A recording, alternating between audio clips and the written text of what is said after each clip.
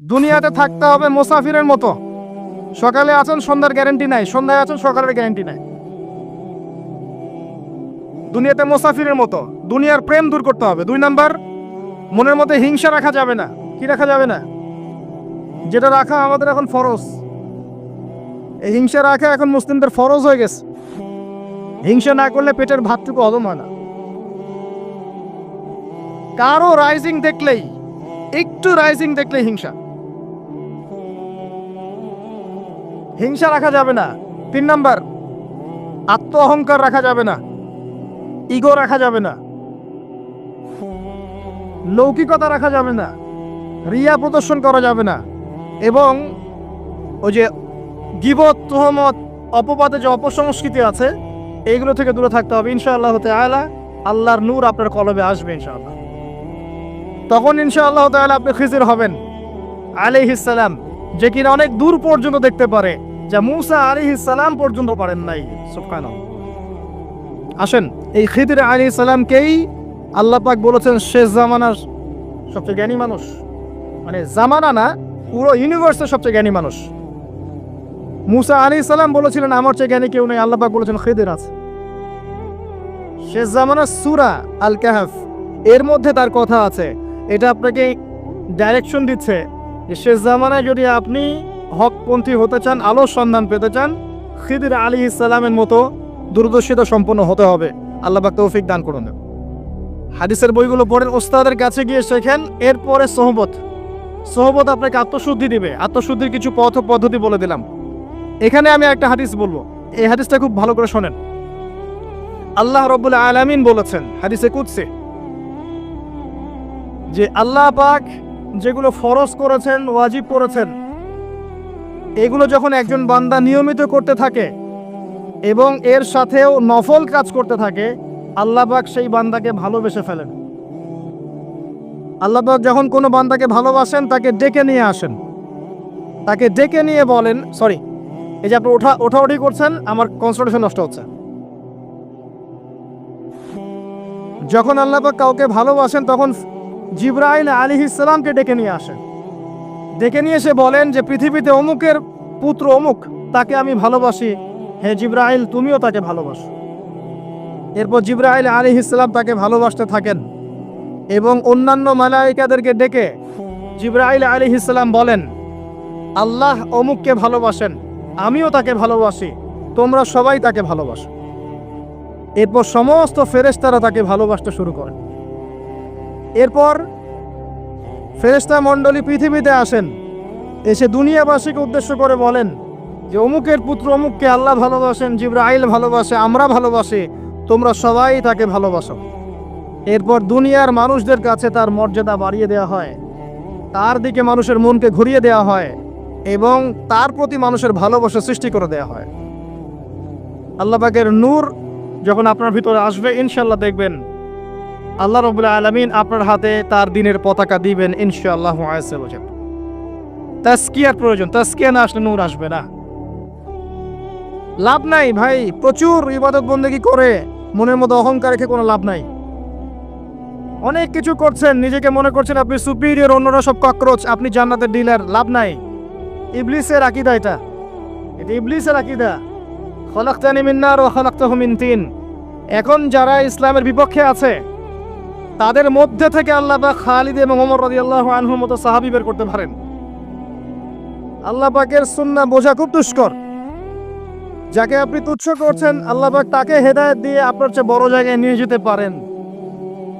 যাকে আপনি বড় কাফের মনে করছেন আল্লাহ পাক কাল তাকে হেদায়েত দিয়ে ইসলামের খেদমত করাতে পারেন। আবার আল্লাহ পাক আপনাকে, যিনি 5 ওয়াক্ত নামাজ পড়ছেন, রোজা রাখছেন, আপনাকে পথভ্রষ্ট করে দিয়ে জাহান্নামে নিতে পারেন। অতএব আত্ম অহংকারে কোনো সুযোগ নাই। তাজকিয়া দরকার। কদ আফলাহা মান যাক্কাহা ওয়া কদ খাবা মান দাসাহা। কদ আফলাহা মান তাযাক্কা ওয়া যাকারা ইসমা রাব্বিহি ফাসাল্লা বাল তু'থিরুনা আল হায়াতা আদ-দুনিয়া ওয়াল আখিরাতু খায়রুন ওয়া আবকা। তাজকিয়ার পরে কি করবেন? চেষ্টা করেন হালাল রিজিক অন্বেষণ করা। আল্লাহর ওয়াস্তে সুদ খায়েন না, আল্লাহর ওয়াস্তে ঘুষে যায় না, আল্লাহর ওয়াস্তে আল্লাহর দোহাই দিয়ে বলছি দুর্নীতি করেন না, আল্লাহর ওয়াস্তে মানুষের সম্পদ আত্মসাৎ করেন না। আল্লাহকে ভয় করেন, আল্লাহর ওয়াস্তে করেন। আল্লাহর ওয়াস্তে ছেড়ে দেন। হাত জোর করে রিকোয়েস্ট করছি, সুদ খায়েন না। নিজের মায়ের সাথে জেনার মতো অপরাধ, নিজের মায়ের সাথে জেনার মতো অপরাধ। এটা আমার কথা নয়, এটা মুহাম্মদ সাল্লাল্লাহু আলাইহি ওয়াসাল্লামের কথা, যাকে কবরে আপনাকে দেখানো হবে, যিনি আপনার জন্য সুপারিশ করবেন কাল কিয়ামতের মাঠে, যিনি আপনার জন্য হাউজে কাউসারের পানি নিয়ে দাঁড়িয়ে থাকবেন, আপনার উসওয়াতুল হাসানা, সেই মুহাম্মদ সাল্লাল্লাহু আলাইহি ওয়াসাল্লামের কথা। সুদ খেও না। এর সর্বনিম্ন পাপ নিজের মাকে বিয়ে করা, নিজের মায়ের সাথে জেনা করা। কেউ যদি এই সমাজে নিজের মায়ের সাথে জেনা করে থাকে, কালকে সকালে রাস্তায় বের হয়, আপনি চাইবেন তাকে রজম করে মেরে ফেলতে, চাইবেন না? এই কাজ দিব্যি আমরা করছি। সর্বোচ্চ পাপ সুদের, আল্লাহ এবং তার রাসূলের সাথে যুদ্ধ করা। অনেক দিন আয়াতটা বলেছি, আবারও বলছি, শোনেন কি, কারণ কিছু মানুষের কানে ঢুকতেই চায় না কথা। আল্লাহ পাক বলেছেন, ইয়া আইয়ুহাল্লাযীনা আমানু, হে মুমিনগণ, ইত্তাকুল্লাহ, আল্লাহকে ভয় করো। ওয়া যারু মা বাকিয়া মিনার রিবা, সুদের অবশিষ্ট অংশগুলো ছেড়ে দাও। ইন কুনতুম মুমিনিন, যদি প্রকৃতপক্ষে মুমিন হয়ে থাকে। ওয়া ইল্লাম তাফআলু, যদি তোমরা এই কাজ না করো। শুনেন আল্লাহর কথা, আল্লাহ বলছেন যদি তোমরা এই কাজ না করো, ফাযানু বিহারবিম মিনাল্লাহি ওয়া রাসূলিহি, তাহলে আল্লাহ এবং তার রাসূলের সাথে যুদ্ধের ঘোষণা শুনে না।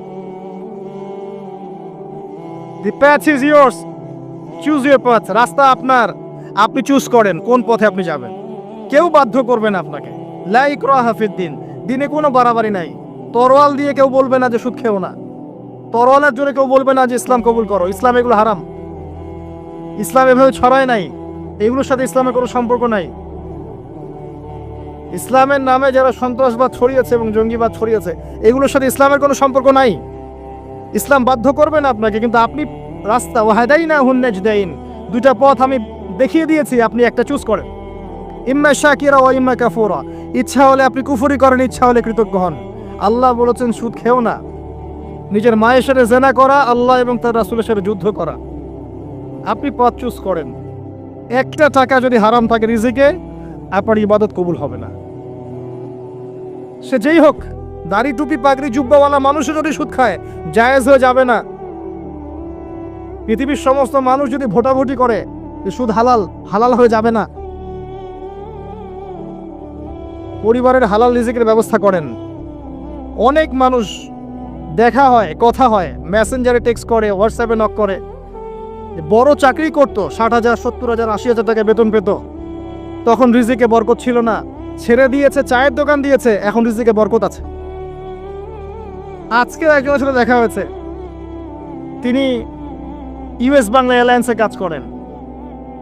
আমাকে বলছেন, ভাই, মুরব্বী মানুষ, আমার পরিবারের সদস্য সংখ্যা বেশি ছিল, হারাম জবে ছিলাম, সুদ খেতাম, সুদি এনজিওতে কাজ করেছি, আপনার লেকচার শুনেছি, আলহামদুলিল্লাহ, আল্লাহ পাক শুনিয়েছেন তাকে, এখানে আমার কোনো ক্রেডিট নাই, তিনি ছেড়ে দিয়েছেন, এখন এখানে কাজ করেন। আমি বললাম, পরিবারে কি কোনো সমস্যা হয়, রিজিকে বরকত আছে না?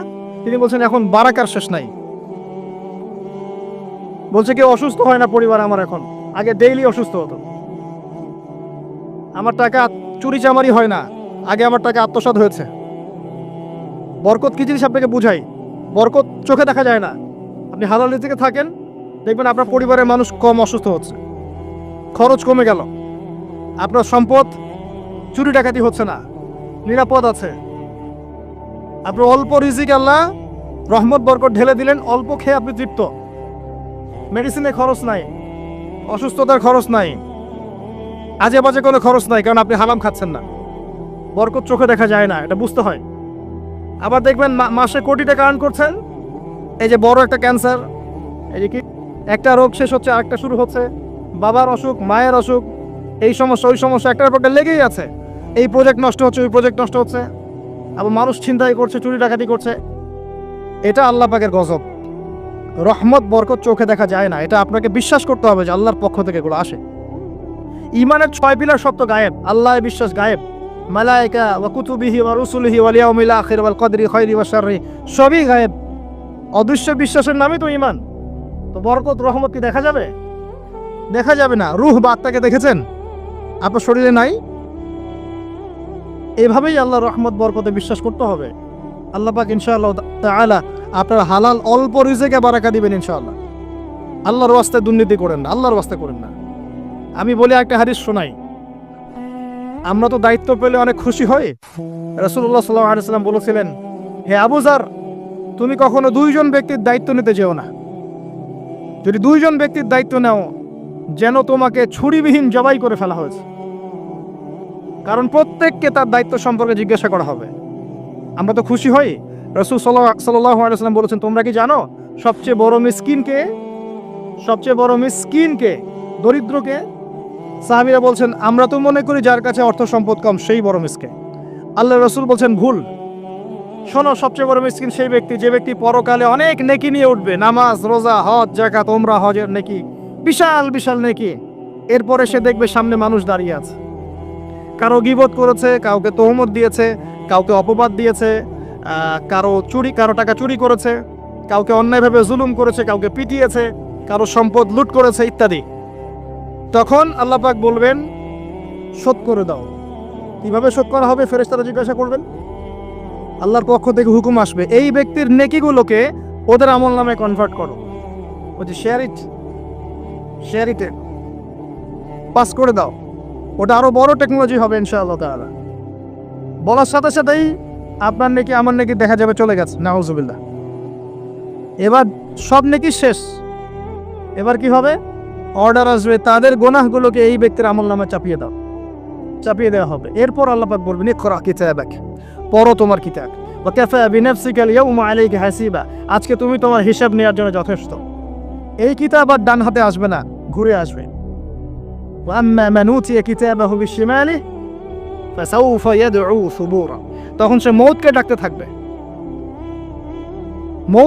থাকবে, হায় আজকে আমার একটা মৃত্যু দিয়ে কাজ হবে না, 1000টা মউত আমার দরকার। সুবহানাল্লাহ, ইন্না লিল্লাহি ওয়া ইন্না ইলাইহি রাজিউন। এই হচ্ছে তাদের পরিণতি যারা অন্যের সম্পদ আত্মসাৎ করে খাবে।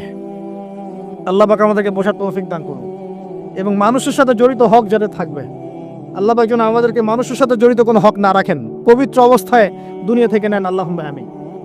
কারণ দুনিয়াতে যা যার হক তাকে দিয়ে দেন। ভাই আমি একটা কথা বলেছি, কথাটা ভাইরাল হয়েছে অনেক। মানুষের অবস্থানকেই ভালোবাসে, মানুষ কখনোই মানুষের অন্তঃসত্ত্বাকে ভালোবাসে না। অবস্থান আপনার ভালো, আপনার পিছনে মানুষের অভাব থাকবে না। আজকে আপনার ক্ষমতা আছে, পাওয়ার আছে, খ্যাতি আছে, ইত্যাদি আছে, মানুষ দেখবেন পিছনে ঘুরঘুর করছে, এবং এরা কিন্তু সবাই সবার স্বার্থেই ঘুরঘুর করছে। এর বাইরে আল্লাহ পাক কিছু মানুষের মনে আল্লাহর পক্ষ থেকে মহব্বত দেন, এটা আলাদা বিষয়। এটা শুধু ধার্মিকদের ক্ষেত্রেই সম্ভব। ওই দুই ব্যক্তি যারা আরশের ছায়া পাবে, যারা একে অপরকে আল্লাহর ওয়াস্তে মহব্বত করেছে, তাই না? অতএব আল্লাহর পক্ষ থেকে একটা মহব্বত থাকে, এটার কোনো স্বার্থ থাকে না, নিঃস্বার্থ ভালোবাসা। এটা টোটালি নিঃস্বার্থ ভালোবাসা, কোনো স্বার্থ নাই। কিন্তু দুনিয়ার ভালোবাসা স্বার্থপর। অবস্থানকে আপনাকে মূল্যায়ন করা হবে। আপন শুধু আল্লাহ পাক আপনার। আল্লাহর জন্যে যার যার হক তাকে দিয়ে দেন, নিজের হক আল্লাহর কাছে চেয়ে নেন, আপনি সুখে থাকবেন ইনশাআল্লাহ। এর চেয়ে কোনো ফিলোসফি নাই দুনিয়াতে সুখে থাকা। আপনি মানুষকে সন্তুষ্ট করতে পারবেন না, পরিবার, বাবা মা, ছেলে মেয়ে, বউ বাচ্চা, কাউকে সন্তুষ্ট করতে পারবেন না। 100% আপনি কাউকে সন্তুষ্ট করতে পারবেন না। সারা জীবন করে যাবেন, আপনার বিরুদ্ধে অভিযোগ থেকেই যাবে। শুধু আল্লাহ রাব্বুল আলামিন অপেক্ষা করে বসে আছেন। এই বসে আছেন কথাটাকে আবার ভাইরাল করে বিতর্কিত করেন না। এই বসে আছেন বুঝিয়েছে আল্লাহ পাক অপেক্ষা করছেন। মুশকিল মিডিয়ার সামনে কথা বলা, বলবে একটা তালগোল পাকিয়ে বানাবে আরেকটা। এই কারণে আমি মিডিয়া এখন পছন্দ করি না। প্রয়োজনে আমি মাঝে ময়দানে এই জুমার খুতবা দিব, আমার কোনো দরকার নাই মিডিয়ার, কোনো প্রয়োজন নাই আমার। কিছু অফিসিয়াল রাখা হয়েছে এই কারণে, যাতে এই কথাগুলো এর মধ্যে ভালোটুকু মানুষের কাছে পৌঁছে যায়, খারাপটুকু আমরা মুছে ফেলে দিও। আমার খারাপের দরকার নাই। আর এগুলো করে করে মানুষের ক্ষতি করেছি আমরা অনেক। দিন দিন আলেম ওলামাদের সংখ্যা এই বাংলার মাটি থেকে কমে গেছে। যে কথাটা বলছিলাম, হক দিয়ে দেন, আপনি আপনার হক আল্লাহর কাছে চেয়ে নেন। মানুষকে আপনি সুখী করতে পারবেন না। আল্লাহ পাক অপেক্ষা করছেন আপনার জন্য। আপনি কখন তওবা করে তার দিকে ফিরে আসবেন, দিন আল্লাহ পাক আপনাকে মাফ করে দিবেন ইনশাআল্লাহ। আল্লাহ পাক বলেছেন, শোনেন, ইল্লা মান তাবা, যে অনেক গুনাহ করেছে, শিরক করেছে, জিনা করেছে, মদ খেয়েছে, বেদাত করেছে, হারাম খেয়েছে, আল্লাহ পাকের অবাধ্য হয়েছে, নামাজ পড়ে নাই, যাকাত দেয় না, ইত্যাদি ইত্যাদি অনেক অন্যায় করেছে। একদিন তওবা করে ফিরে এসেছে, আল্লাহ পাক বলছেন ইল্লা মান তাবা, যে ব্যক্তি তওবা করে ফিরে আসলো, ওয়া আমানা, এবং ঈমান নিয়ে আসলো, ওয়া আমিলা আমালান সালিহান, এবং এখন থেকে সৎ আমল করা শুরু করলো, হোক সে নারী বা পুরুষ, যে কেউ, যে কোনো বয়সের, যে কোনো বর্ণের, যে কোনো ভাষা, যে কোনো দেশের, এগুলো কিচ্ছু যায় আসে না আল্লাহ পাকের। ইন্নাল্লাহা লা ইয়ানজুরু ইলা আজসামিকুম ওয়ালা ইলা সুওয়ারিকুম ওয়ালাকিন ইয়ানজুরু ইলা কুলুবিকুম ওয়া আমালিকুম।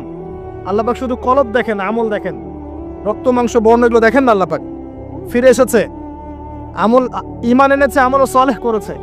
আল্লাহ পাক বলছে উলাইকা, এরাই তারা, ইউবাদদিলুল্লাহু সাইয়্যাতিহিম হাসানাত, এরাই সেই ব্যক্তি যাদের সমস্ত গুনাহকে আমি আল্লাহ নেকি দিয়ে পরিবর্তন করে দেব। আল্লাহ অপেক্ষা করছেন আপনার জন্য। আপনার কাছে আসার গল্পটা হোক আল্লাহর কাছে আসা হোক, এই জেনার কাছে আসার গল্প দিয়ে কোনো লাভ নাই। আল্লাহ পাক যেটা বলেছেন লা তাকরাবু জিনা, জিনার কাছেও যেও না, আপনি দেখবেন এখন বলা হচ্ছে জেনাটাই হচ্ছে কাছে আসার গল্প।